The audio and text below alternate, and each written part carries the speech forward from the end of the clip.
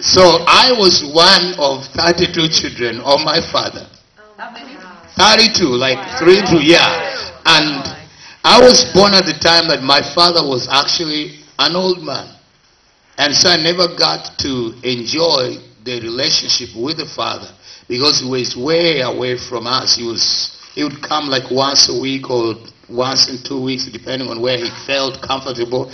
Which wife made him so comfortable, he would stay a little longer there.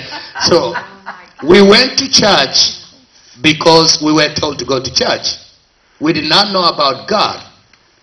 And when I went to high school, I was doing sciences. And you know, one thing that happened also at that time, most of the African leaders were a bit educated at that time, but they were leaning more towards the communist world, more towards the socialist world. So we had a lot of these communist books in the country, and I read a lot of those, and I began to think, there is no God.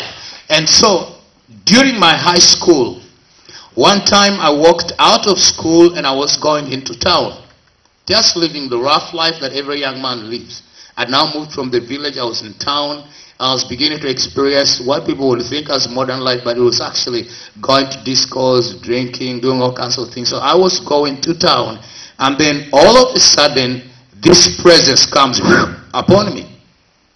And I'm on the side of the road. I could see vehicles and people walking on the road. I could not walk on the road. I was captivated in that place by a force that I was not seeing. And then intuitively, I began to realize, this is God. Now, I thought my little knowledge about the things I had from people who were in church was that God is going to kill sinners. He doesn't like sinners. That's what I thought. And so as soon as this presence arrested me, I began to think, he's going to kill me. I left that place and ran back to school, got as many blankets as I could over myself as a little boy, and I thought, he's going to kill me, he's going to kill me. And every night for 3 years, every night as long as I was alone, that presence would come. I got so tired that I thought, why doesn't he just snap me out, kill me? Because all I thought was, he wants to kill me. The good thing that happened, somebody gave me a Bible. And I began to read the Bible. Basically, I used to read novels a lot, and so I read this Bible just to find out about this God who wants to kill me. And I read the Bible for 3 years. I would go out in the village, drink myself silly, but come back in the house and read my Bible. Then 3 years later, another incident took place. And I had gone to a village I'd lost my education because of war. Our home was destroyed. Actually, we lost our home twice because of the different tribal wars. And we have had about 6 presidents, and every president has come in by force of arms. And so there's been a lot of displacement, a lot of fighting. And that's really what has brought our country to poverty. We shouldn't be in that situation anymore. But then, after I lost my education because of the war, we were displaced, we didn't have a home anymore. I went to this gentleman, I was working for him, and we were cutting big trees and turning them into lumber. We call it timber in my country. And I was living in a little village. We did not have electricity. For light, you'd get a little tin with a wick in it and kerosene, and then that was light. So I put this little thing by my head and began to read. Somehow I fell asleep, and the candle must have tipped over and began to burn the things that were in the house. Interestingly, I slept through it. Now you won't believe this. I woke up in the morning and opened the windows, and when I looked in the room, even the Bible had got burnt.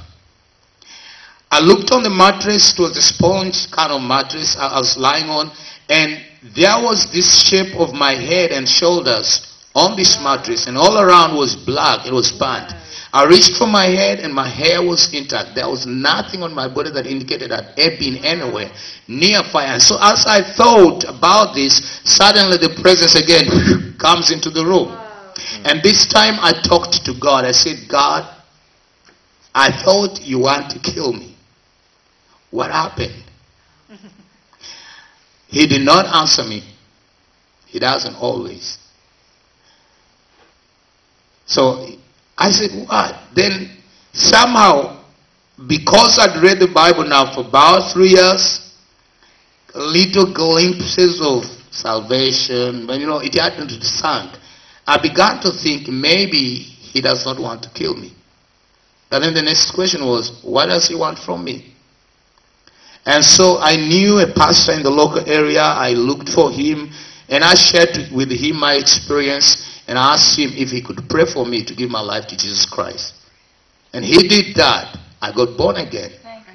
And immediately the pastor invited me to go live in his house. It was an interesting house. There was this huge house that was probably the biggest in that town, a little town in a rural area. And demons had kind of haunted this house, so that nobody was able to rent it. Everyone who rented it stayed in it 3 months and took off 4 months, left the house. And so the landlady actually didn't know what to do with the house. When she heard there was a pastor, a Pentecostal pastor, said, would you come and take this house free of charge and, live in it if you can?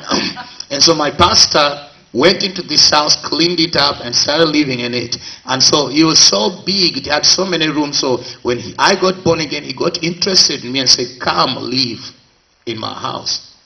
And so I went to live in his house, just like renting a little room in his house. And it is through that I began to listen to him preach. I began to help him out. I began to do the different errands in church. I left my work that I was doing, and I began to work for him. And during that time, God begins to speak to me and talk to me about ministry.